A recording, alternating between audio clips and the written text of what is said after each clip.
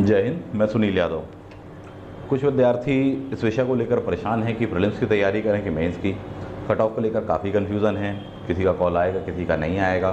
कुछ लोग की बात जानते हैं कि उनका कॉल नहीं आएगा, वो काफ़ी क्लियर कट कंडीशन में है कि हाँ उन्हें प्रीलिम्स की ही तैयारी करनी, जो कि नवंबर या दिसंबर माह में होना संभावित है।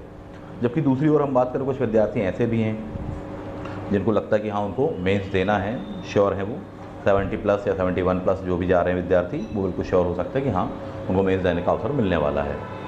तीसरे कुछ विद्यार्थी ऐसे भी होने वाले हैं कि जिनको ऐसी आशा होगी कि प्री प्लस मेंस उन्हें दोनों ही देना है। तो इस वीडियो में हम इन तीनों ही विद्यार्थियों को संदर्भ में रखते हुए इस विषय पर बात करने वाले हैं कि आगे की रणनीति क्या होनी चाहिए, किस तरीके से हमको प्रीलिम्स को लेकर फोकस करना चाहिए या हमें प्री प्लस मेंस दोनों को ही लेकर फोकस करना चाहिए। यदि प्री प्लस मेंस दोनों को लेकर फोकस कर रहे हैं तो क्या उसकी स्ट्रैटेजी होनी चाहिए, उस पर बात करेंगे। साथ ही साथ इसमें मेनली तो नहीं बट ये है कि हाँ एक सेकेंडरी वे में ये भी बताने का मैं प्रयास करूँगा कि यदि आप ना केवल MPPSC बल्कि आप चाहे IAS देने वाले हों या मध्य प्रदेश के संदर्भ में कोई भी जो MP के एग्ज़ाम होते हैं कॉम्पिटेटिव, चाहे MPSI का हो, पटवारी का हो या और भी कोई वैकेंसीज़ वगैरह हों, उनको यदि आपको देना है तो किस प्रकार से आपको प्रिपरेशन करनी चाहिए। थोड़ी सा हो सकता है कि वीडियो लंबा हो जाए, हालांकि मैं प्रयास करूँगा कि ज़्यादा वीडियो लंबा ना हो और कम से कम शब्दों में आपकी बात हो, आपका भी समय बचे और मेरा भी समय बचे। तो चलिए इन विषयों पर हम बात करना बिल्कुल विधिवत शुरू करते हैं।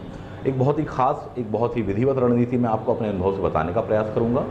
कोशिश ये रहेगी कि वो आपके लिए ना केवल हेल्पफुल हो बल्कि आप उसको उस वे में यदि तैयार कर लें तो प्रयास मेरा ये होगा कि आपका एग्ज़ाम क्वालिफाई होना चाहिए और निश्चित रूप से आपका एग्ज़ाम क्वालिफाई होगा यदि आप इन चीज़ों को फोकस कर लेते हैं। तो चलिए बिना देर करे हम इसको एक एक करके बात कर लेते हैं। सबसे पहला विषय वस्तु ये है कि कुछ कह रहे हैं कि प्रीलिम्स देना है सर और कुछ को लग रहा है कि सर हमारा तो श्योर है मेंस देना है। तो जो विद्यार्थी मेंस देने वाले हैं, जिनका अच्छा स्कोर जा रहा है, वो इस बात को जान लें वो प्रीलिम्स भी देने वाले हैं। इसको लेकर क्यों कन्फ्यूज़न में है, यानी कि ना केवल आपको नवंबर दिसंबर में मेंस देना है बल्कि आपको प्रीलिम्स भी देना है। और ऐसा तो करना नहीं है कि प्रीलिम्स इस बार का क्वालिफाई हो जाए, अगली बार का हुआ नहीं हुआ देखा जाएगा, तो उसको हल्के में ना लें।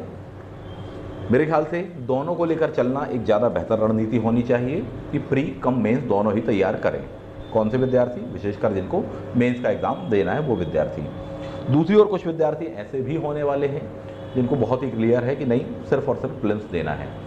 वो लोग भी क्यों कन्फ्यूज़ हो भाई, आपको प्रीलिम्स देना है नवंबर में लेकिन उसके बाद में मेंस तो देना ही देना है, तो आप ऐसा क्यों सोच रहे हो कि नहीं मुझे केवल प्रीलिम्स बस देना है। आपको तो टोटल एग्जाम क्वालिफाई करना है ना, कंप्लीट एग्जाम, प्रीलिम्स भी देना है, उसको क्वालिफाई करना है, मेंस भी क्वालिफाई करना है, इंटरव्यू क्वालिफाई करना है। तो आपकी रणनीति जो हो, जो स्ट्रैटेजी होती है, उसका जो आयाम होना चाहिए एक कंप्लीट वे में होना चाहिए। के लिए तो आपको बाद में मेंस के लिए टाइम मिलेगा, उस समय कर लेंगे। तो ये थोड़ी सी गलत अवधारणा होती है विद्यार्थियों की, इसके कारण विद्यार्थियों का एग्ज़ाम रुकता है। कभी प्रीलिम्स में ही अटक जाते हैं, कभी मेंस में अटक जाते हैं और कभी कभी आगे इंटरव्यू वगैरह में भी अटक जाते हैं।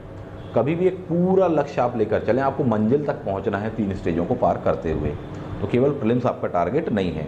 हाँ, अब ये जो कह रहे हैं कि 3 महीने 4 महीने हमको मेंस के लिए मिलेंगे, तो बेटा क्यों ना एक ऐसी रणनीति बनाई जाए कि जिसमें आपका प्रीलिम्स का सिलेबस तो कंप्लीट हो ही जाए, क्योंकि आपको सिर्फ और सिर्फ फोकस करना भी किस पर, प्रीलिम्स पर, बल्कि उसके साथ साथ आपके मेंस के कुछ विषय भी तैयार हो जाए। तो उन पर बात हम करने वाले हैं। क्या बात हो सकती है वह, क्या चीज़ हो सकती है, बिल्कुल सीधे से आप जान लीजिए। देखिए, आप प्रीलिम्स का सिलेबस उठाकर देखेंगे, आपको 10 यूनिट देखने को मिली हुई हैं, ठीक है। उन 10 यूनिट को यदि आप मैच करने वाले हैं मेंस के पेपर के साथ, पेपर 2 और पेपर 3 एज इट इज़ आपका प्रीलिम्स के लिए हेल्पफुल होने वाला है। यानी कि उसमें ऐसे कोई भी यूनिट नहीं दी हुई है मेंस के सिलेबस में जो कि आपके प्रीलिम्स में हेल्पफुल ना हो या डायरेक्टली कनेक्टेड ना हो, ऐसे कुछ भी नहीं दिया हुआ है। यानी कि जो आपके प्रीलिम्स में है उसका बहुत बड़ा हिस्सा मेंस के पेपर 1 में भी है, पेपर 2 में भी है, पेपर 3 में भी है। यानी कि आपको उन सेक्शंस को लेकर चलना ही पड़ेगा। कई विद्यार्थी सोचते हैं कि हाँ हम तो फैक्चुअल वे में तैयार कर लेंगे और बाद में फिर मेंस के टाइम पर हम डिस्क्रिप्टिव उसको देखेंगे। देखिए, पहली बात तो ये है कि ऐसा कुछ होता नहीं है, प्री और मेंस अलग अलग कोई चीज़ है नहीं। अनेक संदर्भों में आप देखें, सिर्फ पेपर 4 को, पेपर 5 को, पेपर 6 को यदि आप देख रहे हैं तो हाँ लग सकता है कि सर वो मेंस बिल्कुल अलग है, लेकिन यदि आप बाकी सेक्शंस को देखें, यानी पेपर 1, 2, 3 के बारे में बात करें तो प्री और मेंस में कोई खास अंतर है नहीं। और सबसे महत्वपूर्ण बात साहब, इस बार जो पेपर आपका आया हुआ है आप उसको लेकर कैसे कह सकते हो कि प्रीलिम्स का कंटेंट अलग है और मेंस का कंटेंट अलग है। बिल्कुल नहीं कह सकते, बहुत ही टफ पेपर था, बहुत कॉन्सेप्चुअल पेपर था। इवन जिन्होंने मेंस कई बार दिए हुए हैं उनको नहीं बन पा रहा था पेपर, उनको भी टफ जा रहा था। और कई ऐसे भी होने वाले हैं कि पिछली बार तो मेंस दिया पर शायद इस बार उनको मेंस देने का सौभाग्य ना प्राप्त हो पाए। ऐसा क्यों हुआ? ऐसा आपके साथ ना हो इसके लिए ही आप बहुत गौर से सुनिएगा जो कुछ भी मैं बताने वाला हूँ, और कुछ इस तरह से रणनीति बनाइएगा जो मैं आपसे कहने वाला हूँ। ज़रूरी नहीं आप 100% मुझे ही फॉलो करें, आप अपने विचार से, अपने विवेक मैं आपको बता रहा हूँ। तो मेरे इतने वर्षों का अनुभव है और इसमें मैक्सिमम विद्यार्थियों को सफलताएं मिली हैं, कम से कम समय में सफलताएं मिली हैं, अच्छी पोस्टें उनको प्राप्त हुई हैं, बहुत ही टॉप लेवल पर वो पहुँचे हैं। और वो चाहे PCS वाले विद्यार्थी हों चाहे IAS वाले विद्यार्थी हों। तो थोड़ी सा देख लीजिए, शायद आपके काम का भी हो। तो मैंने कहा आपसे साहब कि 10 यूनिट आपको दी गई हैं साहब जी, ठीक। प्रीलिम्स का सिलेबस आपके हाथ में होना चाहिए, मेंस का सिलेबस आपके हाथ में होना चाहिए हार्ड कॉपी, प्लस यहाँ पर उसकी सॉफ्ट कॉपी आपकी बिल्कुल होनी चाहिए। इसको दोनों को एनालाइज कीजिए। 4 चरण आपको बताए हुए हैं या 4 पैरामीटर्स मैंने आपको बताए हैं जिनके माध्यम से आप सफल होते हैं। पहला पैरामीटर होता है आपका सिलेबस आपके पास होना चाहिए, पॉइंट 1। पॉइंट नंबर 2 होता है प्रीवियस ईयर के क्वेश्चन पेपर आपके पास में होने चाहिए, प्रीलिम्स के भी, मेंस के भी। मेंस के भी हैं तो ईयर वाइज भी होने चाहिए आपके पास में बेटा, साथ ही साथ टॉपिक वाइज भी होने चाहिए। ऐसे मार्केट में काफ़ी कुछ अवेलेबल है, आप चाहें तो उसको देख सकते हैं। नेक्स्ट पॉइंट, तीसरा बिंदु होता है आपका कि साहब आपके पास एक अच्छा मेंटर होना चाहिए, एक अच्छा मार्गदर्शन होना चाहिए। फिजिकल वे में वह मार्गदर्शन आपके पास में है तो बहुत ही अच्छी बात है, परंतु कोविड प्रोटोकॉल जो चल रहा है और जो इस प्रकार की सिचुएशन चल रही है, ये संभव हो नहीं पा रहा, आप कितना ही कोशिश कर लें। इवन क्लासेस वगैरह भी ओपन होने की अनुमति आ गई है, लेकिन उस पर भी यही है कि हाँ 2 दिन ही आप उसको चला सकते हैं, तो कम समय ही मिलता है, लेकिन ठीक है। इसके अलावा भी मैं आपसे कहूँगा कि आप लोग बिल्कुल फ्रेंडली होना शुरू कर दें टेक्नोलॉजी के, ऑनलाइन के। रीज़न ये है कि उसमें नुकसान हो रहा है। कई बच्चे जिद पकड़ कर बैठे थे कि बोले नहीं जब ऑफलाइन हो जाएगी तभी तैयारी करेंगे। क्या हुआ, 1.5 साल गुजर चुके हैं, कहाँ खड़े हैं? वहीं पर खड़े हैं जहाँ से अपन ने छोड़ा हुआ था। तो टेक्नो फ्रेंडली हो जाइए और ऑनलाइन ही जुड़िए। उससे आपको लाभ यही होता है कि हाँ आपका एक कन्वर्सेशन होता है, आपकी काउंसलिंग होती है, आपकी कमियों के बारे में चर्चा हो जाती है। तो ये फ़ायदा आपको ज़बरदस्त होने वाला है साहब उस चीज़ से। तो 3 पॉइंट्स पुनः हो गए, 1 syllabus, 2 previous year question paper, 3 आपका मेंटर जिसके आप मार्गदर्शन में काम करने वाले हैं। क्योंकि निश्चित रूप से अगर आपके पास में एक अच्छा मार्गदर्शक है तो आपका आधा रास्ता तो मान के चलो कि वो फतह हो चुका है। चौथे होते हैं आप हार्ड वर्कर के रूप में। क्या मतलब होता है इसका? देखिए साहब, सफलता का कोई भी शॉर्टकट नहीं होता है। हाँ, सफलता का स्मार्ट वे जरूर होता है, परंतु आपको मेहनत तो करनी पड़ेगी और उसके बिना आपको सफलता नहीं मिलेगी। That is blood, sweat and tears. बहुत ही फेमस कोटेशन कहलाता है। मुझे आपको देने के लिए या मेरे पास आपको देने के लिए इन 3 चीज़ों के अलावा कुछ भी नहीं है। That is blood, sweat and tears. बहुत ही खास कोटेशन कहलाता है। वर्ल्ड वॉर 2 के दौरान में बताइएगा आप में से जो लोग पहचान गए कि किस व्यक्ति का यह कथन है। UPSC का बच्चा हो, चाहे MPPSC का, चाहे कॉम्पिटिटिव एग्जाम्स का बच्चा हो, कोई भी विद्यार्थी, एक गंभीर विद्यार्थी, उसकी ज़िंदगी एक सैनिक के समान होती है साहब। पहले भी कहा है, पुनः कह दे रहा हूँ, आपको कठोर मेहनत करनी पड़ेगी। और जब तक आपकी ये तीनों चीज़ें जो मैंने कही आपसे, एग्जामिनर या एग्जामिनेशन बोर्ड आपसे ले नहीं लेगा, तब तक आपको खुशी नहीं देगा, आपको वह पद नहीं देगा जो आप सोच रहे हैं साहब जी। तो इन बातों को बिल्कुल क्लियर कर लें। No shortcut. हाँ, स्मार्ट वे हो सकता है, टेक्निकल वे हो सकता है, वही मैं आपको बता रहा हूँ। मेहनत तो आपको करनी ही पड़ेगी, बिल्कुल कमर कस के ही करना पड़ेगी। चलिए मुद्दे पर बात कर लेते हैं। तो सीधी सी बातों का सार यही है कि प्री कम मेंस का मतलब यह है साहब जी, चाहे आपको प्री बस देना हो, चाहे आपको मेंस बस देना हो, चाहे प्री मेंस दोनों ही देना हो, ये लेकर चलोगे तो लाभ में रहोगे। पिछले बार का जो पेपर है 20 वाला, वो किस लेवल पर आया है उतने से अनुमान लगा लो। 2021 MPPSC जो कि नवंबर में होने वाली है या दिसंबर में होगी, उसका भी पेपर टफ ही आने की संभावना है। बहुत हद तक संभावना तो यही व्यक्त की जा रही है कि वह पेपर टफ ही आएगा। हाँ, कुछ अनुमान हो सकते हैं। मेरा भी अनुमान था कि शायद आयोग इस बारे में सुने और कहे कि नहीं थोड़ी सा नीचे कर दो, ज़्यादा हो गया, तो लेवल शायद घटाए। तो बहुत ज़्यादा अंतर नहीं आएगा, 19-20 का अंतर रहेगा, मेरी बात समझिए। और अपनी तैयारी को थोड़ी सा ऊंचा आयाम दीजिए, तो उससे फ़ायदा ये होगा कि टफ भी आ गया तो भी आप अंदर हैं, ईजी आ गया तो फिर तो आप 100% अंदर हैं ही साहब जी, मेंस लिखने जा रहे हैं। तो ये वे होना चाहिए।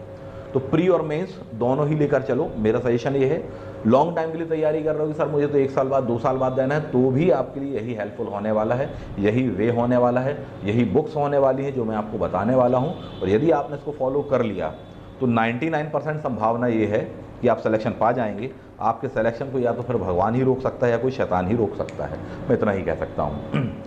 आगे बढ़ जाते हैं। तो सार ये है कि प्री और मेंस दोनों ही लेकर चलना है। कैसे लेकर चलें? 10 यूनिट हैं आपकी, 10 की 10 यूनिट आप लेकर चलिए, क्योंकि आपका सामने टारगेट क्या है, प्रीलिम्स है। लेकिन मेंस वाले विद्यार्थी इस बात को समझिए कि पेपर 1, पेपर 2, पेपर 3 बिल्कुल भी अलग नहीं है प्रीलिम्स वाले कंटेंट से। यानी प्री वालों को ना केवल वो कंटेंट पढ़ना है बल्कि मेंस का कंटेंट भी पढ़ना है। जबकि जो सोच रहे हैं कि हाँ मुझे मेंस देना है, तो ना केवल उनको पेपर 1, 2, 3 लेकर चलना है बल्कि प्रीलिम्स का कंटेंट भी लेकर चलना है, क्योंकि आपका भी पेपर है नवंबर दिसंबर के महीने में। इस बार में ही आपका सिलेक्शन हो जाए बहुत अच्छी बात है। बड़ा ही दुर्भाग्य होगा कि दोबारा ही हमको देना पड़े, पर क्या करोगे, जिस तरह की टाइमिंग सेट हुई है दोबारा तो देना पड़ेगा ही, ऐसा लग रहा है। बात के लेवल पर शायद ऐसा ना हो, आपका पहले ही सिलेक्शन हो जाए, आप डीसी हो जाएं, डीएसपी हो जाएं, या जो भी आपका वांछित पद है जिसके भी आप योग्य हैं या जो आप चाहते हैं वो आपको मिल जाए, तो बड़ी अच्छी बात होगी। परंतु प्रायः बहुत ही कम लोगों के रास्ते जो होते हैं इतने सरल होते हैं साहब। मैक्सिमम लोगों के रास्ते जो होते हैं थोड़ी सा कठिन होते हैं, और उतार चढ़ाव के बिना सफलता या मंजिलों तक हम नहीं पहुंच पाते हैं। अब इनको लेकर कैसे क्या चला जाए साहब जी? 2 चीज़ें। पहली बात, जो नोट्स मैं आपसे कह रहा हूं, हमारी क्लास के नोट्स, बिल्कुल एक एक शब्द उसका दिमाग पे चढ़ा लो, बिल्कुल उसमें गलती बिल्कुल नहीं करना। दूसरी चीज़ें जो मैं आपको बुक्स बता रहा हूं यूनिट वाइज, उनको बहुत अच्छे से आप देख लो, खरीद लीजिए, पढ़ लीजिए, 1 बार 2 बार 3 बार पढ़ लीजिए, बहुत हेल्पफुल होने वाला है।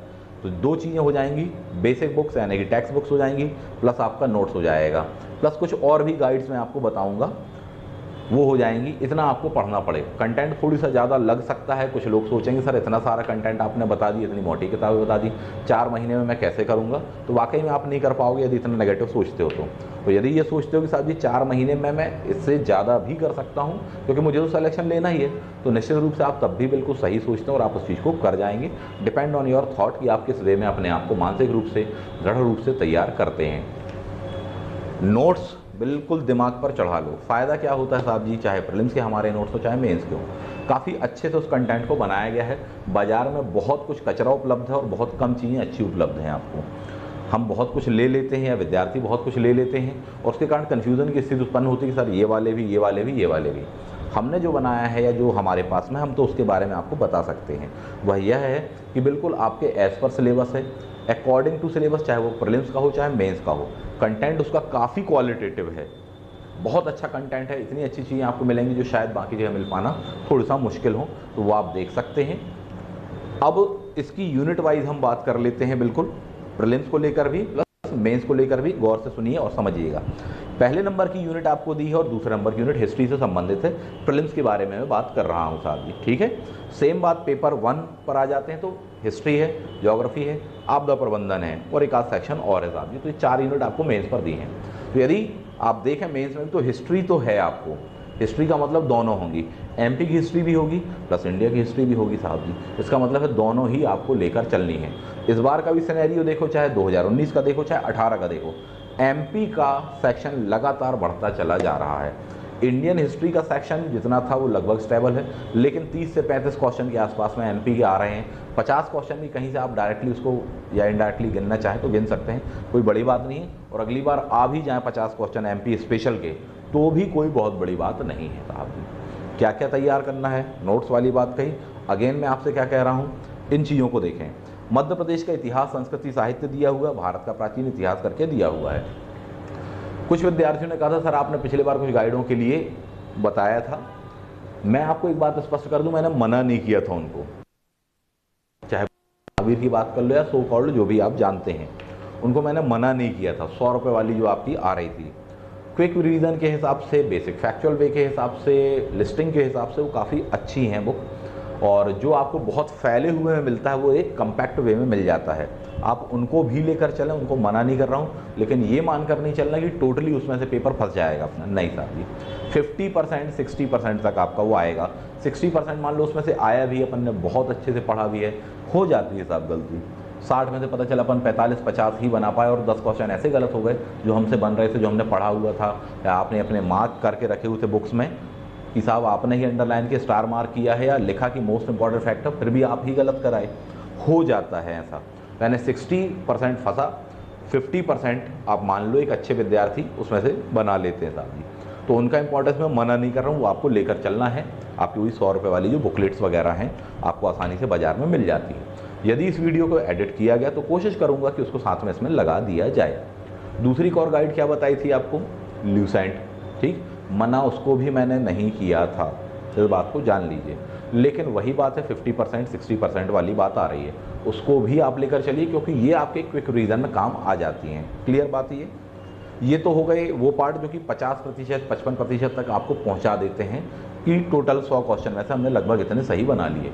कट ऑफ इतना नहीं जाने वाला है, निकट भविष्य में भी नहीं जाने वाला है, चाहे 2021 का देना हो, चाहे 22 का देना हो, चाहे 23 का देना हो, कट ऑफ हायर ही जाएगा, उसमें मेहनत लगेगी। अब जब आपने इनको अच्छे से बना लिया, ठीक है, या बना रहे हैं या पढ़ रहे हैं, उस दौरान में आपको क्या करना चाहिए। एमपी की हिस्ट्री के लिए आपको एंशिएंट हिस्ट्री वाला पार्ट बहुत ही कम मिलेगा, मिडिवल हिस्ट्री वाला पार्ट एमपी का कम मिल पाने वाला है। देख लीजिए आपको कोई कंटेंट ऐसी वाली बुक में मिल जाए तो उसमें से आप उसको पढ़ सकते हैं, नहीं तो जो नोट्स हमने आपको दिए उसमें काफ़ी अच्छे से दिया हुआ है, मैक्सिमम सेक्शंस को वो कवर कर रहा है, तो उसको आप देख लीजिएगा। नहीं तो मध्य प्रदेश अतीत और आज वाला पॉइंट जो आपको कहा था, बुक्स का नाम है ये, उसको एक बार देख सकते हो, पूरा एमपी उसमें मिल जाता है आपको। हालांकि कई चीज़ों को कवर नहीं कर पाया, इस बार के पेपर में भी नहीं कर पाया। आपकी रणनीति कभी भी ये नहीं होनी चाहिए कि 100 में सर 100 ही फंस जाएँ, ये गलत तरीका होता है। 100 में से आपको वहाँ पर 70%, 80%, 90% मिल पा रहा कंटेंट, वो भी ऐसा कंटेंट मिल पा रहा जो बाकी में नहीं है आपकी, तो जनरल वे में आप उसको देख सकते हैं, ठीक है। नहीं तो नोट्स में से कवर हो जाएगा, मैं तो आपको यही बताऊंगा। आगे बढ़ जाते हैं। यदि मॉडर्न इंडिया के संदर्भ में बात कर लें और मॉडर्न मध्य प्रदेश के, यानी आधुनिक मध्य प्रदेश, आधुनिक मध्य प्रदेश से काफ़ी क्वेश्चन थे और टिपिकल क्वेश्चन भी थे। 2020 का पेपर देखें, चाहे 19 का या इत्यादि वगैरह, चाहे हीरोपुर के राजा हैदर शाह वाली बात रही हो, चाहे बखत वली वाली बात रही हो, चाहे इस बार का आप पेपर देख लें तो ये रहा है, बुंदेलखंड वाला पॉइंट हो, बघेलखंड वाला पॉइंट हो, तो ये भी इस बार के मॉडर्न के ही उससे रहा, चाहे वीर सिंह देव की राजधानी वगैरह जो आपसे पूछा गया क्वेश्चन था। उसके लिए मैं आपको पहले भी बुक सजेस्ट कर चुका हूँ, दोबारा बता देता हूँ। इसको आप ले लीजिए बेटा और इसको बहुत अच्छे से पढ़ लो, इसको प्लस नोट्स को हमारे दिमाग में चढ़ा लो, बिल्कुल चाट जाओ, इसके अलावा और कोई शब्द नहीं हो सकता। एक एक पॉइंट इसका, एक एक पॉइंट बहुत अच्छे से आप दिमाग में चढ़ा लीजिए। 3 चीज़ें आपकी बनेंगी। पहला बनेगा क्लास नोट्स, दूसरा रहेंगी ये टेक्स्ट बुक है जो मैं आपको बता रहा हूँ, ये गाइड है नहीं बता रहा हूँ मैं आपको, ये टेक्स्ट बुक्स हैं, और तीसरा बनेगा आपका खुद का A4 साइज का रजिस्टर, यानी जिसमें आप बनाने वाले हैंड रिटन नोट्स बनाने वाले हैं साहब जी। प्रीलिम्स के लिए 2-3 रजिस्टर आप बना सकते हो, मेंस के लिए आप चाहो तो 6 पेपर है तो 6 के 6 अलग रजिस्टर रख सकते हो। A4 साइज रखना है क्योंकि मेंस की कॉपी आपको वहीं वैसी मिलती है, या फिर हमारी जो क्लास की कॉपीज़ हैं वो देख लीजिए, वो बिल्कुल एज पर आपके उसके हैं, MPPSC आयोग जो आपको कॉपीज़ देता है उस पर ही लिखो। अभी से प्रैक्टिस में आपके रहेगा साहब, फ्रेंडली रहेंगे कि हाँ वहाँ पर भी ऐसे ही कॉपी मिलने वाली है, उस पर ही हमको लिखना है, तो ये आपको वहाँ लाभ होने वाला है। तो इनको चढ़ा लो, modern India best, no doubt, ना केवल प्रीलिम्स में बल्कि मेंस में भी यही काम आएगा और इंटरव्यू में भी यही काम आएगा। कई विद्यार्थी सोचते नहीं सर प्रीलिम्स के लिए तो हम वो फैक्ट एक्ट पढ़ के काम चला लेंगे, कॉन्सेप्चुअल क्वेश्चन आएगा फंस जाओगे। फंसे हैं इस बार विद्यार्थी, जो पढ़ कर गए थे उसमें से कितना बना, आपको नहीं बना साहब। पिछले बार भी मैंने यही बात कही थी, शायद किसी को थोड़ा सा ज़्यादा लग गया या अच्छा नहीं लगा, पर बात यह है देखिए आप गलती करेंगे, एक अच्छे शिक्षक का काम आपको टोकना है, आपको डांटना है, आपको मना करना है कि आप गलत हैं। हाँ, कोई आपको बोलता है कि आप गलत हैं या गलत आपने कदम लिया, आपको बुरा लगना स्वाभाविक सी बात है, परंतु मेरे जो सिद्धांत है मैं उससे इतर नहीं जा सकता हूँ। तो कभी भी उसको एक सही वे में समझने का प्रयास कीजिएगा, ना कि उसको केवल ये लीजिए कि हाँ डिमोरलाइज़ कर रहे हैं। नहीं, डिमोरलाइज़ नहीं कर रहे हैं, और आपको होना भी नहीं, आपको दुनिया में कोई डिमोरलाइज़ नहीं कर सकता, मैं भी नहीं कर सकता साहब जी, और आपको होना ही नहीं है यदि आपको बनना है तो ये तो प्रश्न ही हटा दो। आपके भले के लिए, आपकी बेहतरी के लिए जो भी ईमानदारी से संभव हो सकता है वह मैं बताने का प्रयास करता हूँ। कुछ और विद्यार्थियों ने बोल दिया सर ये क्या है, ये बुकों को आप बता रहे हो।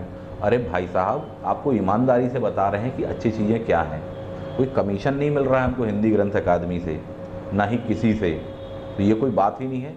मैं विशेषकर उन विद्यार्थियों के लिए वीडियो बनाता हूँ जो वंचित तबके से हैं, जो समाज के ऐसे पिछड़े समुदायों से बिलोंग करते हैं, दूर दराज के एरिया में रहते हैं, नहीं पहुंच पाता, गुणवत्ता परक जो कंटेंट होता है वो नहीं मिल पाता। इसलिए मैं बताता हूँ साहब जी, जो संपन्न वर्ग भी हैं वो भी नहीं जानते साहब क्या सजेस्ट कर रहा हूँ। ऐसा कुछ नहीं कि मुझे वहाँ से कोई प्रत्यक्ष या अप्रत्यक्ष लाभ है। जितने समय मैं इसमें दे रहा हूँ, मैं स्वयं चाहूँ तो बुक्सें लिख सकता हूँ साहब जी, और इतने न जाने पब्लिकेशनों के ऑफ़र रहे हैं सदैव से मेरे पास में। अब क्या बोलूँ इन सब चीज़ों को लेकर, तो उसको एक सही वे में समझिए। आपकी हेल्प के लिए मैं बता रहा हूँ, थोड़ी सी मेहनत ज़्यादा लग सकती है, बट वो आपको काम ही आएगी और नंबर ही देकर जाएगी। चलिए, तो ये बात हो गई किसकी, एमपी की हिस्ट्री के संदर्भ में बात हो गई। इनको पढ़ना ही पढ़ना है बहुत अच्छे से, बुक्स, क्लास नोट्स, प्लस आपको जो भी इंपॉर्टेंट लगता है आप अपने जो हैंड रिटन वाले नोट्स हैं उसको बनाइए। हाँ, आप हमारे रेगुलर क्लास में फिर तो हम आपको बनवाएंगे ही, आप हिंदी मीडियम के हों चाहे इंग्लिश मीडियम के हों, उससे कोई इशू नहीं है। बहुत अच्छा कंटेंट बनेगा, बेस्ट होता है साहब जी। तो ये 3 आपके आधार हो जाते हैं। ये 3 में ही देखो कितना सारा हो जाने वाला है। इसके अलावा भी कई विद्यार्थी बोले सर ये भी ले लें, वो भी ले लें, वो भी ले लें, तो ये काम नहीं करना साहब। फैलाना नहीं है आपको उस नॉलेज को समेटना है, अपने ज्ञान को लेज़र बीम बनाना है साहब जी। प्रकाश यदि फैला हुआ होगा बेटा तो उसमें इंटेंसिटी नहीं होगी, उसमें तीव्रता नहीं होगी, उसकी शक्ति कम हो जाएगी। और जब इतना ही प्रकाश एक जगह पर आप एकाग्र कर लोगे और उसको पॉइंट आउट करोगे किसी भी लक्ष्य पर, तो उसको भेद कर निकल जाएगा, क्योंकि वह लेज़र का काम करेगा साहब जी। तो इस बात को समझिएगा, फैलाना नहीं है, अपन को समेटना है। कम से कम पुस्तकों को ही पढ़ना है, बार बार पढ़ना है। एक ही पुस्तक को 2 बार 3 बार, जितने ज़्यादा बार आप रिवीजन कर लेंगे उतने अधिक आपको नंबर मिलेंगे। अपेक्षा करते इसके बोले साहब एक ही सब्जेक्ट की हमने 10 किताबें ले ली, नहीं साहब, आप एक सब्जेक्ट के लिए 2 लेकर चलो और उनको 5-5 बार पढ़ लो, आपका सिलेक्शन 100% डन है। और यदि आपने 10 लेके रखी हैं और सबको एक एक बार पढ़ रहे हो तो मान के चलो फेल होना है आपको, पुनः अपन को संघर्ष करना पड़ जाएगा। तो इनसे बचना है अपन को। नेक्स्ट वन हम बात कर लेते हैं इंडियन हिस्ट्री के संदर्भ में।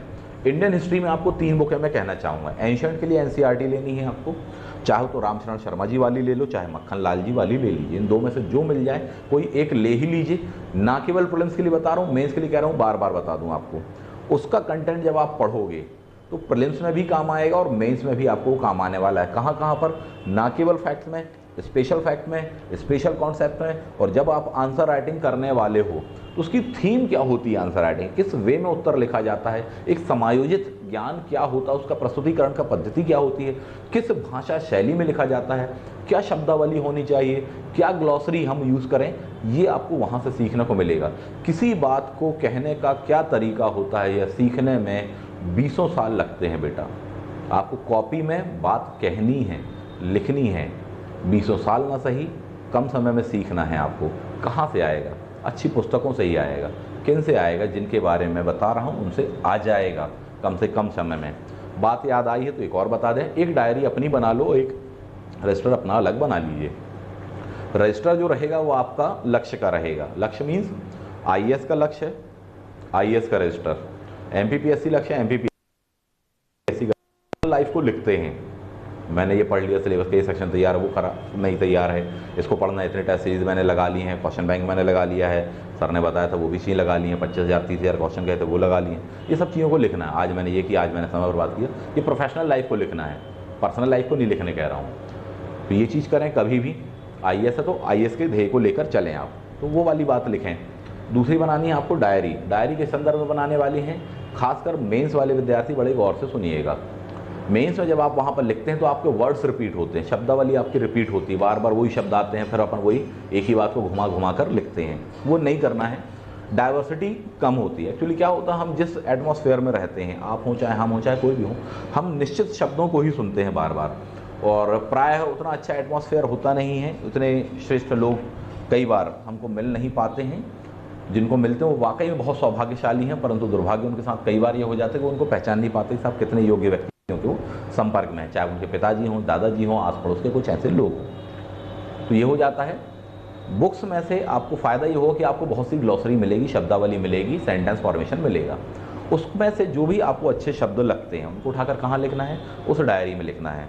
फॉर एग्जाम्पल कि आपको मान लीजिए पसंद आया संपन्नता वर्ड, पसंद आया संप्रभुता वर्ड, पसंद आया, कुछ भी आपने अच्छा टेक्स्ट बुक में से पढ़ा वो पसंद आया आपको, संप्रभुता उठाकर अपन ने लिख लिया, ठीक, डैश करके उसमें। अब वो जो पूरा सेंटेंस था उस बुकलेट का, उस सेंटेंस को उठाकर उसके ठीक सामने लिख देना डैश के बाद में। इससे क्या होगा, इससे ये होगा कि आपकी जो शब्दावली होगी एक निश्चित समय के पश्चात वो परिपक्व होगी, मैच्योरिटी खासकर हिंदी मीडियम वाले विद्यार्थी ध्यान रखना, इंग्लिश वालों को भी यही करना चाहिए। हिंदी मीडियम वालों जो कह रहा हूँ उस बात को ध्यान रखना, इससे आपके आंसर में डाइवर्सिटी आएगी। और जब तक कोई शब्दावली आपने अच्छे से लिखी पढ़ी उपयोग नहीं की हुई है, तब तक तो आप भूल जाओ कि आप वहाँ पर मेंस की कॉपी में सीधे लिखाओगे, नहीं लिख पाओगे। आप वहीं अपनी उस लैंग्वेज पर आ जाओगे, और कई बार वो लैंग्वेज ऐसी हो जाती है एग्जामिनर उसको स्लैंग मान बैठता है, उसमें नंबर कटते हैं अपने। इस बात को समझिएगा, आपको अच्छी शब्दावली का, अच्छे सेंटेंस फॉर्मेशन का वहाँ पर यूज़ करना है। कहाँ मिलेंगी ये? बुक्स में मिलेंगी, लेकिन उसको अपने ज्ञान में कैसे परिमार्जित करोगे? उस डायरी के माध्यम से परिमार्जित करोगे। एक समय आएगा कि आप देखेंगे कि उसमें जो लिखे गए शब्द होंगे वो काफ़ी परिपक्व होंगे, बहुत अच्छे से आपके दिमाग में चढ़ जाएंगे, आपकी डेली लाइफ में चढ़ जाएंगे। आपकी एक शब्दावली जो होगी उसमें एक निखार आ जाएगा, सुंदरता आ जाएगी, मजबूती आ जाएगी, पकड़ आ जाएगी, गहराई आ जाएगी, ज्ञान आ जाएगा। आपको ये तरीका आ जाएगा कि हाँ किन बातों को किस तरीके से प्रस्तुत किया जाता है। तो ये आपको करना ही पड़ेगा, कर लो, अच्छी बात है।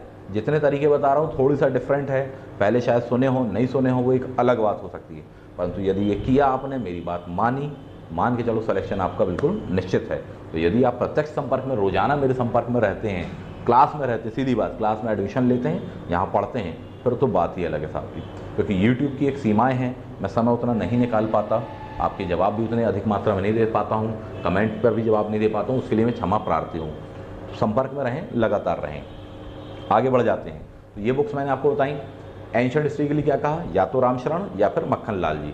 मिडिवल हिस्ट्री के लिए क्या कह रहा हूँ साहब जी? मिडिवल हिस्ट्री के लिए नोट्स आपके सफिशिएंट है, लेकिन कल्चरल वाला जो पॉइंट है उसके लिए आप चाहें तो पुरानी वाली एनसीईआरटी देख सकते हैं, चाहे सतीश चंद्र जी वाली हो चाहे अन्य वाली हो साहब जी। नहीं तो सतीश चंद्र जी वाली जो कल्चरल हिस्ट्री की आती है, आप सिर्फ उतना ले लीजिए, उसको बड़े अच्छे से पढ़ लीजिए। हालांकि कल्चरल वाले में से क्वेश्चन कम आए थे, हिस्टोग्राफी वाले से रिलेवेंट क्वेश्चन थोड़ी से ज़्यादा थे, तो एक बार देख सकते हैं आप इसको। एनसीईआरटी ले लो, बिल्कुल। मिडिवल की नोट्स आपके पास में हमारा है ही, बेस्ट वे, नो नीड, आप बहुत अच्छे नंबर उठाने वाले हैं। थर्ड वन आ जाओ, मॉडर्न इंडिया पर क्वेश्चन ज़्यादा रहे। मॉडर्न के लिए स्पेशल मैंने आपको एमपी की भी बुक बताई है, और इंडिया के लिए बुक कहना चाहूँगा, BL ग्रोवर ले लीजिए, ऐसा मेरा सजेशन है साहब आप सभी के लिए, उससे पढ़ लीजिए। विपिन चंद्रा भी अच्छी पुस्तक है, कई लोग आपत्ति करेंगे, लेकिन बेटा विपिन चंद्रा आपको दी हुई है आज़ादी से, या 1857 से दी हुई है, क्लियर है, वहाँ से लेकर आज़ादी तक का दिया हुआ है। तो पुराने जो सेक्शन होते हैं वो आपके छूट जाते हैं। दूसरी बात, वो फुर्सत से पढ़ने की बुक है साहब जी, बहुत कॉन्सेप्ट है, उसको पढ़ने के लिए आपको या उसको समझने के लिए कम से कम 4-5 बार पढ़ना पड़ेगा, ऐसी वो बुक है। और जितने बार आप उसको पढ़ोगे उतनी सुंदर लगेगी आपको, ऐसे हैं। क्योंकि ये गुरुजन लोग या ये जो राइटर हैं जिनके भी नाम मैं ले रहा हूँ, ये बहुत जीनियस लोग हैं साहब, मतलब बियॉन्ड द लिमिट आप कह सकते हो, बात ही अलग है लोगों की। इनकी तुलना या इनका कंपैरिजन करना मतलब अपने बस की बात नहीं है। BL ग्रोवर भी उन्हीं में से कहलाते हैं, राम लखन शुक्ल जी उन्हीं में से कहलाते हैं, सुभाष चंद्र जी उन्हीं में से कहलाते हैं, सुभाष काश्यप जी उन्हीं में से कहलाते हैं साहब, लक्ष्मीकांत जी उन्हीं में से कहलाते हैं, रमेश सिंह जी उन्हीं में से, मतलब बहुत से ऐसे नाम हैं जो आपको बताए जा सकते हैं। तो इनको आप लीजिए, जो मैं आपसे कह रहा हूँ, सतीश चंद्र वाली बात मैंने कही आपसे, बिल्कुल आप देख सकते हैं। मॉडर्न इंडिया के लिए क्या कहा मैंने? BL ग्रोवर। रीज़न क्या है? बिगिनिंग टू एंडिंग दिया है, यानी 1707 से शुरू होता है लेटर मुगल से, वो आपको एंडिंग तक दिया है बेटा। थोड़ी सी बुक मोटी जरूर है, काम की बहुत शानदार है, और बहुत मजबूती से करेंगे ना, उसको भी पढ़ने का एक तरीका होता है, समय मिल नहीं पाता, अन्यथा मैं आपको सब बताता, जो रेगुलर क्लासेस बताता, उसको पढ़ने की भी एक टेक्नोलॉजी है, इतनी आसानी से पढ़ जाओगे और दिमाग में चढ़ जाएगा। अब आपको IAS देना हो चाहे PCS देना हो, उसके बाहर नहीं होगा पेपर, आपको इतना बता सकता हूँ। इवन आप मेंस का पेपर उठाकर देख लेना, IAS का कोटेशन उसमें से उठाए जाते हैं साहब, ये वो राइटर्स में बता रहा हूँ आपको, IAS के लिए कह रहा हूँ, अरे हिस्ट्री ऑप्शनल वालों के लिए मैं कह रहा हूँ। मेरा तो खुद भी हिस्ट्री ऑप्शनल रहा है, हिंदी लिटरेचर ऑप्शनल रहा है, ज्योग्राफी ऑप्शनल रहा IAS में साहब, तो बता रहा हूँ कि देख लो बेटा, बहुत कम बता रहा हूँ, और बुक इस बात को भी आप समझो। कई को लग रहा हो सर बहुत सारी बता रहे, बहुत कम बता रहा हूँ मैं आपको, इस बात को समझो, सार गर्भित बात है ये, उसको आप देख लीजिए, उसको पढ़िए, साथ में नोट्स पढ़िए। रीज़न क्या है कि इंडियन हिस्ट्री एक अलग सिलेबस है, MPPSC एक अलग सिलेबस है साहब जी, कई टॉपिक्स कॉमन हैं, कई लेकिन डिफरेंट वे में हैं जो कि आपको उसमें नहीं मिलेंगे, तो कहाँ मिल जाएंगे? नोट्स में मिल जाएंगे। तो एक ज़्यादा फैलाए बिना आपका इस 2 लाइन की पटरी पर आपकी ट्रेन बिल्कुल सीधे रवाना होना शुरू हो जाती है, और आप पहुँचते हैं साहब जी। आगे बढ़ जाते हैं। ये बात हो गई किसकी? हिस्ट्री के संदर्भ में बात हो गई। कई क्वेश्चन ऐसे भी आए थे जो कि आज़ादी के बाद के भारत से संबंधित थे, नोट्स में से वो कवर हो जाने वाले हैं, ना लीजिए उस चीज़ की टेंशन, बता देंगे उसके लिए, समय समय पर आपको उसका PDF भी मिल जाएगा, देख लीजिएगा। अगले यूनिट पर आ जाइए, तो ये हो गई प्रीलिम्स की 1 और 2 यूनिट, साथ ही साथ मेंस का पेपर 1 का आधा सेक्शन ये यहाँ पर हो गया। यदि आपने इसको किया है, मेंस आपका शानदार जाने वाला है, बहुत शानदार जाने वाला है, भरपूर नंबर मिलेंगे। 300 में से 200 नंबर कैसे उठाते हैं टॉपर्स? ऐसे ही उठाते हैं बेटा। ये वो तरीके होते हैं जो मैं आपको बता रहा हूँ। नंबर उठाए हैं अपने विद्यार्थियों ने और आसानी से मिलते हैं साहब जी नंबर। और इस बार तो आपके वर्ड लिमिट मेंस की कम कर दी गई, तो ये मान के चलो आपकी रिस्पॉन्सिबिलिटी बढ़ गई है। पहले क्या था, बहुत सारा लिखना पड़ता था, 4500 5000 वर्ड्स के आसपास पहुंच रहे थे आप। इस बार क्या है, नंबर ऑफ क्वेश्चन तो ज़्यादा हैं, लेकिन वर्ड्स जो है टोटल आप गिन कर देख लीजिएगा वो कम है, 3300 वर्ड्स आ रहे हैं। एक अच्छा जो विद्यार्थी होता है या जो एवरेज विद्यार्थी होता है, एवरेज की बात करें, अच्छे की नहीं कर रहे, जो लिखने में एवरेज है, जिसकी स्पीड एवरेज है, 3-3.5 वर्ड्स वो लिख सकता है 3 घंटे में, कोई बहुत बड़ी बात नहीं है, लिख लेगा। यानी कि आपको हैंड राइटिंग की सुंदरता का भी ध्यान रखना है, प्रेजेंटेशन का भी ध्यान रखना है, और जो कंटेंट आप वहाँ पर डाल रहे हैं, लिख रहे हैं, उसकी क्रमबद्धता का, शब्दावलियों का, कॉन्सेप्ट्स का भी ध्यान रखना पड़ेगा। तो ये रिस्पॉन्सिबिलिटी आपकी बढ़ गई है। पहले इसलिए चला लिया जाता था, बोले बहुत सारे शब्द लिखने थे, बहुत बड़ा पेपर था, भर दिया कॉपी, पूरे आंसर कंप्लीट कर लिए, यही बड़ी बात होती थी। ठीक है, गुणवत्ता तो मालूम है, कई विद्यार्थी ऐसे भी लिख के आए और सेलेक्ट भी हुए हैं कि अपना लिखा आंसर स्वयं पढ़ लें तो शायद उल्टी आने की स्थिति हो जाए। आई एम सॉरी, बुरा लगेगा, परंतु कई विद्यार्थी ऐसा लिखते थे कि खुद का लिखा उत्तर पढ़ने की उनकी इच्छा नहीं होगी, इतना बोझिल हो जाएगा। अब आयोग ने उस चीज़ को बदला है साहब मेंस की पद्धति में। तो इस बात को समझो, वो आपसे क्या चाह रहे हैं, वो आपसे ये चाह रहे हैं बेटा कि गुणवत्तापरक उत्तर लिखिए, अच्छे डायग्राम के साथ में उत्तर लिखिए, अच्छा प्रेजेंटेशन होना चाहिए, क्रमबद्धता होनी चाहिए, और उस बात को रखो, या वो बात करने का तरीका या लिखने का तरीका वो हो कि लगे हाँ बेटा आपको डीसी बनना है, आपको डीएसपी बनना है, आपको एक अधिकारी बनना है, वो चीज़ दिखे कॉपी में, है ना। तो ये दोनों ही बातें आपकी जिम्मेदारी में जुड़ गई हैं। कहाँ से आएगी? संपर्क रहने से आएगी, टेक्स्ट बुक से आएगी, अभ्यास से आएगी, मेहनत से आएगी। क्लियर है? टकराओगे, कभी को गिरोगे, कभी को हारोगे, परंतु पुनः उठोगे साहब जी। कभी आंखों में आंसू होंगे साहब जी, फिर तैयारी करोगे, अरे हमारा रिजल्ट है, अच्छी बात है।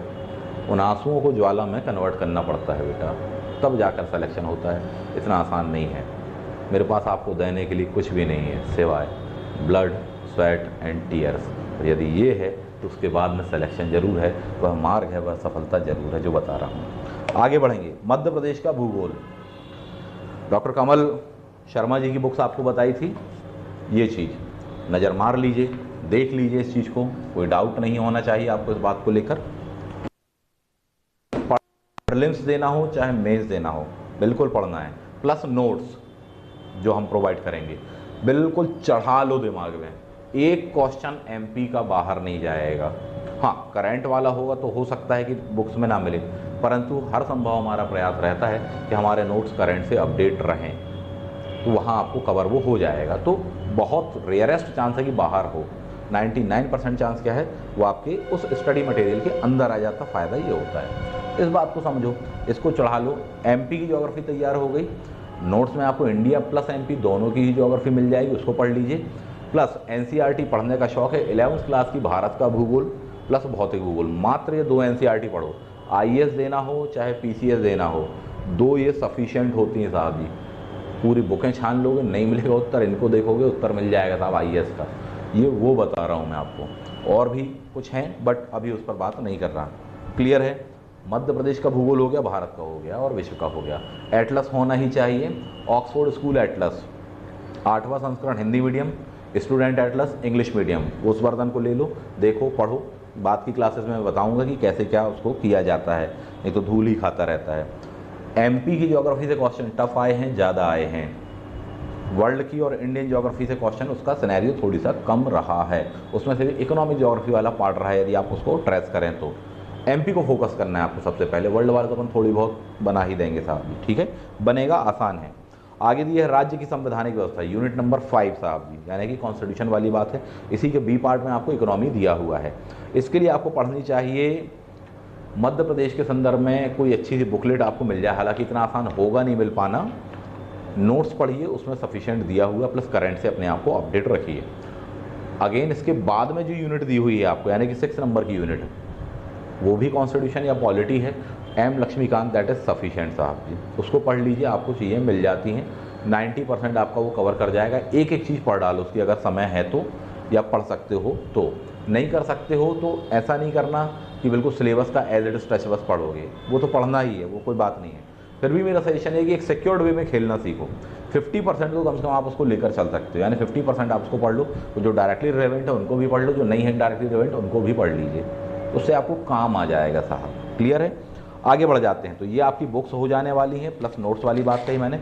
विज्ञान और पर्यावरण के संदर्भ में यदि हम बात करें, 7th क्लास की NCERT ले लीजिए, हमारा पर्यावरण करके आती है, 40-50 रुपये 60 रुपये समथिंग की आएगी, सफिशेंट है। नोट्स में भरपूर दिया है, कुछ पढ़ने की ज़रूरत आपको उसके अलावा नहीं है, सिवाय करंट के।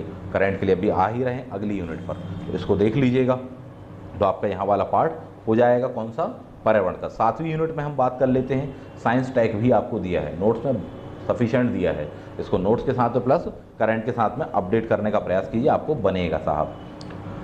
8 नंबर की यूनिट दी है करंट अफेयर्स की, इसके लिए 2 मैगजीन आपको रखनी भी पड़ेगा साहब जी। न्यूज़पेपर में से जो इंपॉर्टेंट चीज़ें उसको डेली आप पढ़ें, 1 से 2 न्यूज़पेपर कम से कम आपको पढ़ना ही चाहिए साहब। जीवन आपको ऐसे ही जीना पड़ेगा यदि सिविल सर्वेंट बनना ही अगले 1 साल में, 1.5 साल में, 2 साल में, क्योंकि काफ़ी समय इसमें जाता है, ऊर्जा जाती है। साहब पद्धति आपके देश में ऐसी ही है, जितना ज़्यादा पढ़ लोगे, जितने अच्छे से याद रख लोगे, जितना समय आप उसमें दे दोगे, पेपर आपको उतना अधिक बन जाता है साहब जी। ठीक है? नहीं करोगे, कोई सोचे 1 घंटे 2 घंटे में कहाँ से होगा, नहीं हो पाता साहब जी, उसकी टेक्निक पर बहुत अलग है। आगे बढ़ते हैं, ड्यूरेशन बढ़ जाती है, टाइम सफलता का जो है कि 1 साल की हो जाए वो 2 साल हो जाता है, ये चीज़ होती है। चलिए, मैगजीन आप इसमें देख सकते हैं, न्यूज़पेपर आप देख लें। इंग्लिश का न्यूज़पेपर थोड़ी सा लेकर चल सकते हो यदि, अच्छी बात है। नहीं चल सकते हो कोई बात नहीं साहब जी, हिंदी मीडियम वाले हैं, जनसत्ता देख लीजिए, उसको पढ़िए, उसमें से कंटेंट को लिखिए। प्रीलिम्स में भी काम आएगा बेटा, मेंस में भी काम आएगा, कॉन्सेप्चुअल वे में भी आपको काम आने वाला है, ऐसा मेरा सजेशन है। मंथली मैगजीन 2 होनी चाहिए अपने पास में, एक होगी आपकी इंडिया का पूरा कवर करती है, जबकि एक MP स्पेशल को लेकर आती हैं। MP स्पेशल यानी जैसे इंदौर से पब्लिश होने वाली कुछ घटना चक्र वगैरह अपन देखते हैं, उनमें से कोई एक रेगुलर वे में फॉलो करने का प्रयास कीजिए। दूसरी मैंने कही मंथली मैगजीन, कोई सी भी रख सकते हो आप। मेरा सजेशन ये है कि दर्पण रखनी चाहिए, प्रतियोगिता दर्पण। ऐसा नहीं कि दर्पण वालों ने पैसे दिए हैं, ऐसा कुछ भी नहीं है, वो मुझे जानते भी नहीं है। तो वो क्यों मैंने कहा आपसे, उसकी वजह ये है कि दर्पण जब आप मंथली पढ़ते हो बेटा, तो दर्पण की फिर उसके पश्चात में उसका एक कम्पैक्ट एडिशन आपके हाथ में आ जाता है, जिसको आप कहते हो ईयर बुक, वो काफ़ी अच्छी होती है। उससे फ़ायदा क्या होता है कि वही कंटेंट हमने प्रीलिम्स में पढ़ा था या मंथली में पढ़ा था, और वही का वही कंटेंट हमारे हाथ में आ गया पूरी का पूरी ईयर बुक में। तो आपको IAS देना हो चाहे PCS देना हो, कंटेंट क्या होता है, सेम होता है, तो उसकी वजह से क्या होता है, नया पढ़ना नहीं पड़ता आपको, बल्कि जो पहले से पढ़ा था जो मंथली मैगजीन में, उसका रिवीजन हो रहा होता है। तो यहाँ जो आपका टाइम होता है वो कवर हो जाता है, आप चीज़ों को जल्दी जल्दी ग्रैस्प कर पाते।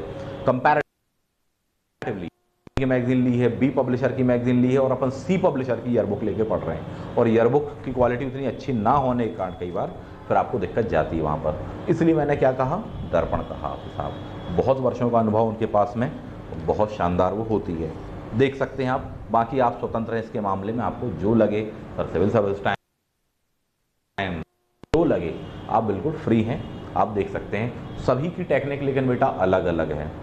क्रॉनिकल की टेक्निक अलग है, दृष्टि की टेक्निक अलग है, दर्पण की टेक्निक अलग है साहब। जितने टॉपिक आप पढ़ने वाले हो हर चीज़ की टेक्निक अलग है। मैथ्स पढ़ते हो, मैथ्स में रेशो वाले टॉपिक की टेक्निक अलग है, परसेंटेज की टेक्निक अलग है साहब जी। हिंदी पढ़ने की टेक्निक अलग है, संधि की अलग है, समास की अलग है, ज्योग्राफी की अलग है, वर्ल्ड ज्योग्राफी की अलग है, MP की अलग है। इतनी सारी व्यवस्थाएं अपने आप में लिए हुए हैं। जब ये सीखते हैं हम तब बना पाते हैं। ठीक, करंट के लिए मैंने आपसे कह दिया, न्यूज़पेपर कहा आपसे, प्लस आपसे मंथली एक मैगजीन, आपको उसको रेगुलर बिल्कुल लेकर चलना है। और इनको लेकर चलना कोई मुश्किल नहीं है। मुश्किल किन के लिए है, जो एक ही महीने की अलग अलग मैगजीन ले ले तो उनके लिए मुश्किल है। बोले ये वाली भी ले लो, ये भी ले लो, ये भी ले लो, और इसमें ये भी अच्छा लग रहा है, उसमें वो भी अच्छा लग रहा, उनके पास में 4 मैगजीन हो जाती है। रोते हैं बाद में, फिर वो परेशान होते हैं। तो बाद में क्या होता है, वो धूल ही खाती हैं। पता चला किसी महीने तो 4 पढ़ी हैं और अगले महीने अपन ने एक भी नहीं छुई। तो ये नहीं करना है, होल सिलेबस कंप्लीट करना है आपको, चाहे करंट का हो चाहे किसी भी चीज़ का हो। एक का हाथ पकड़ लो, चलते चलो साहब, मैं यही कह रहा हूँ आपसे, है ना। परेशान ना हो उस चीज़ को लेकर। मध्य प्रदेश की प्रमुख खेल संस्थाएं वगैरह नोट्स में भरपूर दिया है, उससे पढ़ सकते हो। MP वाली आपने गाइड पढ़ी हुई है, पुणेकर जो भी आपकी है, कवर कर सकते हो। इंडिया के संदर्भ में ल्यूसेंट वगैरह में दिया, कवर कर सकते हो। इनको देख लो साहब जी। अब भी क्योंकि यूनिक का नाम लूँगा कहोगे अरे सर वो तो खुद ही विशाल का पहाड़ है, बात नहीं कर रहा हूँ, है ना। क्या है, कोई भी मोटी मोटी बुक पढ़ने का एक तरीका होता है, इस पर मैंने वीडियो बनाया हुआ है, यदि नहीं देखा तो जाकर देखिएगा, उस चीज़ को सर्च कीजिएगा। नहीं मिल पा रहा है कोई जो टेक्नो फ्रेंडली उस मामले में, उस बंदे को बताना, वो 1 मिनट में निकाल कर दे देगा। बोलेगा अरे सर ये जो वीडियो देख रहे हो ना, इसी को जहाँ पर लिखा हुआ डेली आईएएस एकेडमी, नीचे जहाँ पर सब्सक्राइबर वाली जो रो है ना, वहाँ उसी में टैप कर दीजिएगा। उसको टैप करो तो आप चैनल के अंदर पहुँच जाओगे, वहीं सब्सक्राइब कर लेना, लाइक फाइक जो भी कहलाता कर लेना, करना हो तो उसमें पहुंच जाओ। उसके भी वीडियो सेक्शन पर टैप कर देना, तो आप उसमें आ जाओ, तो लाइन से पूरी सीरीज़ मिल जाती है।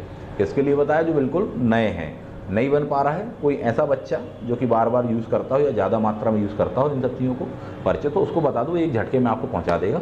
जितने भी हमारे वीडियो लाइन से आपको मिल जाने वाले, सबको भरपूर देख लो। वीडियो ऑडियो क्वालिटी थोड़ी बहुत 19-20 हो सकती है, क्योंकि हम उतने टेक्नो फ्रेंडली हैं नहीं साहब जी, ना इतना समय होता है हमारे पास में। उसको लेकर अगर चला लिया और आपने पूरे देख लिए कई बार, तो मान के चलो कि आप बहुत नंबर बना लेने वाले हो। जो सामान्यतः आपको पढ़ने मात्र से नहीं बनते, वो क्वेश्चन भी आप उसको बना लेने वाले हो, बहुत कुछ मिलेगा आपको उसमें। आगे बढ़ जाते हैं 9th नंबर की यूनिट। कोई भी मार्केट में ऐसी बुक अवेलेबल नहीं है, सॉरी, जिसको आप कहो कि बहुत अच्छा है सर हमने इसी से पढ़ा तो अच्छा आ गया, नहीं है साहब जी। देख लिया आपने 2020 में, नोट्स में सफिशेंट दिया हुआ, उससे पढ़िए, प्लस करंट अफेयर्स को अपडेट करिए। और इस पर मैं वीडियो बनाऊंगा तो उसको ज़रूर देख लेना, चाहे रोबोटिक्स वाली बात हो, चाहे एआई वाली बात हो। इसमें भी ध्यान देने वाली बात है कि यही सेक्शन आपके पेपर 3rd में है मेंस में, उसको तैयार कीजिए। खास बात यह है कि उन सेक्शनों से क्वेश्चन आए हैं जिससे व्यक्ति रेगुलर वे में परिचित है। यानी कि अगर आपने कंप्यूटर की किताब खरीद के रखी है, पढ़ा है, तो आपसे क्वेश्चन पूरे नहीं बन रहे, 50% बन रहे। लेकिन यदि आप उसके साथ में या किताब को भी पढ़ते हो, प्लस यूज़ भी करते हो कंप्यूटर, मोबाइल नहीं कह रहा हूँ, कंप्यूटर कह रहा हूँ, लैपटॉप कह रहा हूँ, उसको यूज़ करते हो, तब आप परिचित होते हो कि अच्छा ये कहलाता है, चाहे ब्लोफिश हो, चाहे एआई के बारे में बात हो, चाहे, तो वहाँ क्वेश्चन आपसे आसानी से बन जाते हैं। इस बात को समझिए, हर चीज़ केवल किताब से कवर नहीं होगी, मैच्योरिटी केवल किताब मात्र से नहीं आ जाएगी, जीवन के विविध पहलू होते हैं, उन सभी से वो ज्ञान आएगा। थोड़ी सा जल्दी बता रहा हूँ, वीडियो स्लो करके देख लेना, है ना। चलिए आगे बढ़ते हैं। तो नोट्स पढ़िए, जितना बनना उतनी में से बन जाएगा, जो नहीं बनना वो तो नहीं ही बनेगा, सीधी बात तो ये है, तो बहुत अच्छा दिया है। नेक्स्ट पॉइंट उसके भी बाद में कि करंट अफेयर्स से हमको इसको अपडेट रखना पड़ता है। जो आप अपना रजिस्टर बनाएंगे करंट अफेयर्स का, उसमें एक सेक्शन ये बना लेना, उसमें जाकर कुछ चीज़ों को लिख लिया करो।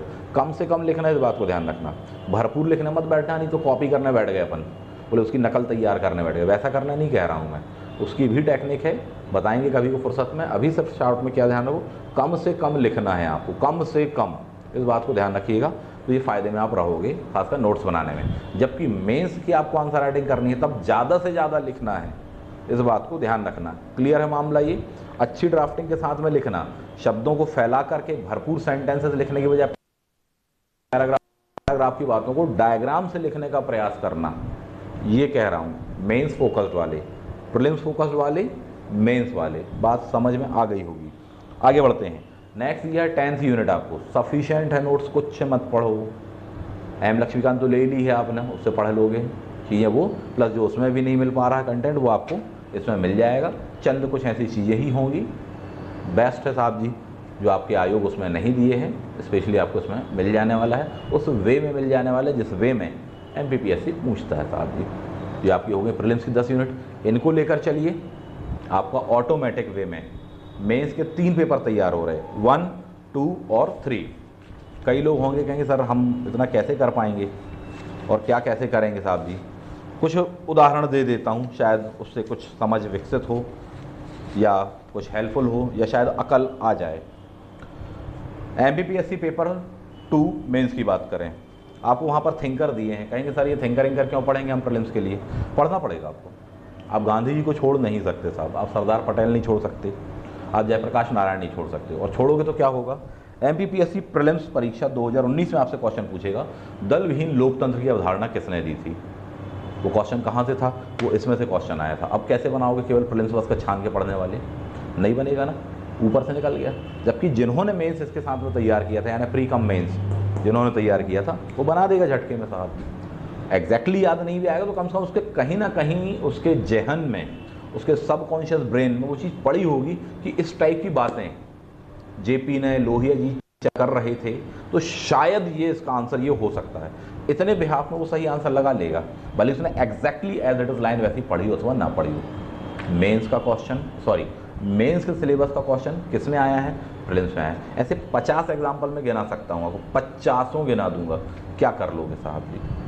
तो ये चीज़ को समझो कि आप ऐसा मत कीजिए, ये छुआछूत मत कीजिए। प्री मेंस वो अलग अलग नहीं है। जो इन बातों को समझ गया बना लेगा पेपर, नहीं तो फिर तो बहुत बड़ी दुनिया है, बहुत सारी चीज़ें हैं आपके पास में, आप कर सकते हैं। ऐसे बहुत से क्वेश्चन मैं आपको बता सकता हूँ साहब, इनको लेकर चलिए, काम आएगा। अरे वो भी छोड़िए, एक और एग्जांपल दे देता हूँ मैं आपको। आप अनसॉल्व उठा लेना, लेटेस्ट वाला, मेंस वाले विद्यार्थी, या जिनको प्रीलिम्स भी देना है वो वाले विद्यार्थी, ठीक।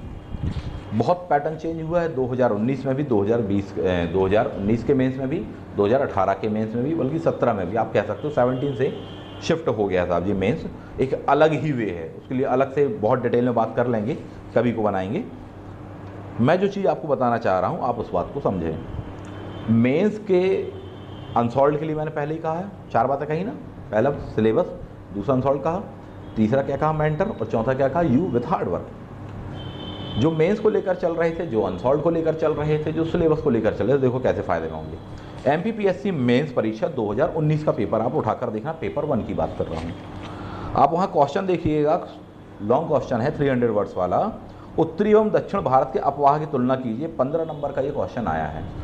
अगर आपने इसको लिखा होता मेंस, या तैयार किया होता इस टॉपिक को, क्योंकि इंडियन ज्योग्राफी वाला है, नदियों वाला है, तो आपसे इस बार जो प्रीलिम्स 2020 में क्वेश्चन आया था अपवाह तंत्र वाला, यमुना का में आती है चंबल की गंगा में आती है, आप उसको ईजी में बनाते, इन दो में से एक लगाते, बाकी दो तो कम से कम नहीं लगाते, ये फ़ायदा आपको वहाँ पर हो जाता। आपदा प्रबंधन वाले क्वेश्चन आए हुए मेंस में आप देखें, सिंपल सा पूछा था आपदा प्रबंधन अधिनियम, कई तो वो भी गलत करके आए हैं दिग्गज महोदय। अगेन आप देखें मध्य प्रदेश में, इसमें 3 मार्क में 1.7 नंबर का क्वेश्चन देखेंगे, क्षेत्रफल की दृष्टि से मध्य प्रदेश की 3 फसलों के नाम लिखो। ये मेंस में आया क्वेश्चन, 2019 का बता रहा हूँ पेपर में आपको। ये क्वेश्चन प्रीलिम्स में आया था कि नहीं था? क्षेत्रफल में कितनी की वृद्धि हुई पूछा कि नहीं? यदि इस टॉपिक को तैयार किया होता आपने मेंस की अप्रोच पर, तो क्या प्रीलिम्स में काम नहीं आता? बिल्कुल काम आता। ना केवल आप इंटरव्यू देने जा रहे होते, बल्कि ये बात भी श्योर होती कि 2020 का भी मेंस आप देने जा रहे हो। यह स्ट्रेटजी मैं आपको बता रहा हूँ, बिना लाग लपेट के, बिना लुभावनी बातों के, टू द पॉइंट मुद्दे पर बात करने की कोशिश मैं आपसे कर रहा हूँ। थोड़ी सा रूड हो सकता है और थोड़ी सा जटिल भी हो सकता है, परंतु जो बातें हैं बहुत ही ईमानदारी और निष्पक्षता से मैं कहने का प्रयास करता हूँ, अपने व्यक्तिगत जीवन में भी और इसमें भी, है ना। नहीं तो इसी को इंटरेक्टिव बनाने के लिए और इधर उधर की चीज़ें, नो, आपका भी समय कीमती है और मेरा भी कीमती है। आगे बढ़ जाते हैं। अगेन इसमें क्वेश्चन पूछा, भारत को कितने भू आकृति विभागों में बांटा गया? आया था इस पर क्वेश्चन, डायरेक्टली नहीं इनडायरेक्टली आया था साहब जी, ठीक। चंबल नदी तो पूछा ही था, बार बार मेंस में भी पूछा, देखो प्रीलिम्स में भी आया था क्वेश्चन साहब जी। नेक्स्ट वन, अगर आप गौर से देखेंगे तो कम से कम 10 क्वेश्चन थे मध्य प्रदेश के एग्रीकल्चर से, और स्पेशली कम से कम 4 क्वेश्चन थे मध्य प्रदेश की फसलों से। बता देता हूँ। क्वेश्चन था कपास की कृषि के लिए आवश्यक भौगोलिक दशाएं, मेंस का क्वेश्चन है, 19 का ही बता रहा हूँ सब कुछ, इसके बैक का नहीं बता रहा हूँ। गन्ना उत्पादक जिलों के नाम दिया है आपको, 3 फसलों वाली बात दे दी है, फूड प्रोसेसिंग वाली बात दी हुई है आपको वहाँ पर, ठीक। कपास वाला पॉइंट हो गया यहाँ पर, ठीक है। ये क्वेश्चन आपको दिए हैं, शायद मेरी किसी अन्य पर नज़र नहीं पड़ पा रही है। बहुत ज़्यादा एग्रीकल्चर को पूछा है साहब जी, फसलों को पूछा है स्पेशली, और एग्रीकल्चर पर आप देखो मृदा अपरदन वाली समस्याएं, शुष्क कृषि की समस्याओं को लिखिए, वर्षा की परिवर्तनशीलता एमपी में बताइए साहब जी, सोयाबीन पूछा है उसको बताइए, ये स्पेशली पूछा आपसे एमपी की ज्योग्राफी में। खनिजों में भी आपको बात करें तो डायमंड पूछा है, मैग्नीज पूछा हुआ है आपसे, तांबा के बारे में पूछा हुआ क्वेश्चन। 3 मार्क्स में भी आया था कि प्रमुख तांबा उत्पादक राज्य बताया, राज्यों के नाम लिखो 3 के, पढ़ते आप एमपी वाला। 100 वर्ड्स में आया था मैग्नीज उत्पादक क्षेत्रों के बारे में, बिल्कुल पढ़ते साहब जी आप वहाँ पर। ये क्वेश्चन आए हुए हैं साहब। प्राकृतिक आपदा पर आया खाद पर, इसका मतलब ये है कि मेंस में जो आया हुआ है उसी का सिनेरियो तो प्रीलिम्स में भी आया। तो आप कैसे कर रहे हो कि सर प्री पढ़ रहे हैं हम पहले, बाद में हम मेंस पढ़ेंगे? क्या लेके चलना पड़ेगा? प्री कम मेंस ही लेकर चलना पड़ेगा। अच्छी बात ये है, इसके लिए हमारे पास में स्पेशल बैच अवेलेबल है बेटा, ऐसा गाइडेंस आपको प्रत्यक्षता मिल जाएगा। समय गुजारिए, वहाँ पर बैठिए, गौर से सुनिए क्या बता रहे हैं, हेल्पफुल होने वाला है। आगे बढ़ जाते हैं। हिस्ट्री वाले सेक्शंस को भी आप उठाकर देखेंगे। चंदेल शासक विद्याधर वगैरह के बारे में पूछा था। पुनर्जागरण की विशेषताएं पूछा था आपसे वहाँ क्वेश्चन। यहाँ आ गया ना ब्रह्म समाज वाला क्वेश्चन। यदि आपने पढ़ा होता किससे, टेक्स्ट बुक प्लस नोट्स से, आपको बन जाता आसानी से। नहीं तो फिर वही चीज़ है कि अपन गलत पढ़ के गए और गलत ही लगा के आए हैं साहब। मेहनत तो भरपूर करी, याददाश्त भी बहुत अच्छी थी, परंतु क्या करो, गलत निकल गया, वो सब हो गया। आगे बढ़ जाते हैं। मध्य प्रदेश में नहर सिंचाई को लेकर देखो बार बार क्वेश्चन पूछा है, तो इससे आप परिचित होते हैं साहब। मेंस में यही आ रहा, प्रिलिम्स में आया था वही आपके नहर सिंचाई, चंबल नहर ही तो पूछा था आपसे क्वेश्चन वहाँ पर। और भी आगे देखें, नेक्स्ट वन भूकंप वूकंप ये सब तो ठीक है, आपदा वाला तो आपको हटा दिया गया है, केस स्टडी वगैरह, उस पर बात हम ज़्यादा नहीं कर रहे हैं। अगेन क्वेश्चन आप देखें 3 मार्क्स में हिस्ट्री से संदर्भित मध्य प्रदेश के काफ़ी आए हैं। मौर्य काल का एक क्वेश्चन आता ही है, वो आया हुआ है साहब जी। भीमा नायक आया था, जेवीपी कमेटी आया था, भूमरा का मंदिर आया, तो यानी एमपी को लेकर काफ़ी खास पूछा हुआ है ना। जेवीपी यानी पट्टाभी सीधे रमैया थे, इसलिए मैं बोल रहा हूँ एमपी से रिलेवेंट जो भी पर्सनैलिटीज़ होने वाले उनको पूछे जा रहा है साहब जी। पुनर्गठन राज्यों का इसको पूछा गया, मेंस में भी आया जेवीपी कमेटी, प्रीलिम्स में भी आपसे पूछा ना, स्पेशली क्वेश्चन था कि 1956 में जब पुनर्गठन हुआ था तो क्या कैसा करके था आपका, कौन से अधिनियम, कौन सी धारावार इत्यादि करके आपसे पूछा था। तो यदि आप गौर से देखो तो जो मेंस में आ रहा है वो प्रीलिम्स में भी आ रहा है। चलो और सिंप्लीफाइड कर दें, आईएएस वाले हों चाहे पीसी वाले, बहुत काम आएगा। और ये मैच कर लेना, क्रॉस चेक करना और बताना जो मैंने कहा वो सही था या गलत था या वाकई में शानदार हेल्पफुल था। सुनो गौर से, मान लो 2020 का आपने प्रीलिम्स देने वाले हो, ठीक, समय गुजर चुका है, ठीक, तो आपको किसका मेंस का पेपर जरूर देखकर जाना चाहिए बहुत अच्छे से 3-4 बार, 2019 का। जो मेंस 19 में क्वेश्चन आया होगा वो कहाँ रिपीट होता है, उसमें से कई क्वेश्चन प्रीलिम्स में रिपीट होते हैं। और आगे सुनो, मान लो 2021 का आपको प्रीलिम्स देकर देने जाना है, आईएएस का या एमपीपीएससी का, मेंस का पेपर कौन सा देखकर जाना बेटा, आईएएस मेंस 2020 का जरूर देखकर जाना। कुछ कहेंगे सर अभी तो 20 का एमपीपीएससी हो ही नहीं, तो भैया 19 का देखकर जाना साहब जी, 20 का जब हो जाए तब देखकर जाना, ये कह रहा हूँ। समझने की कोशिश करना, ना समझने की कोशिश नहीं करना है आपको, इतना समय ही नहीं है, इतना स्पेस ही नहीं है आपके पास में, इतने अपनी ऊर्जा को सही दिशा में लगाओ। क्लियर है बात ये। अगला जो प्रीलिम्स होने वाला है उसके लिए ठीक पिछला क्या देखकर जरूर जाना चाहिए आपको, मेंस 5 क्वेश्चन, कितने, 5 क्वेश्चन ईजी वे में बना लोगे, और ये वो क्वेश्चन होंगे जो मेंस का नहीं देखकर जाएंगे, उनसे लाइन से गलत होने वाले। 5 क्वेश्चन का मतलब जानते हो क्या होता है, अगर 5 क्वेश्चन आपने सही किए हैं और कोई 5 क्वेश्चन गलत करने वाले ही बहुत सारे होंगे, यदि आपने 5 क्वेश्चन सही किए हैं तो मान के चलो आप 1 लाख स्टूडेंट को क्रॉस करके मेरिट में पहुंच रहे हैं। 10 लाख ने पेपर दिया था मान लीजिए, तो कम से कम वो जो लास्ट के 2 लाख बचते हैं, 8 लाख तो भूल जाओ, तो आए थे घूमने, लास्ट के 1 लाख 2 लाख जो बचे हैं उनको क्रॉस करने की बात बता रहा हूँ। वो कहाँ क्रॉस करते हो, यहाँ।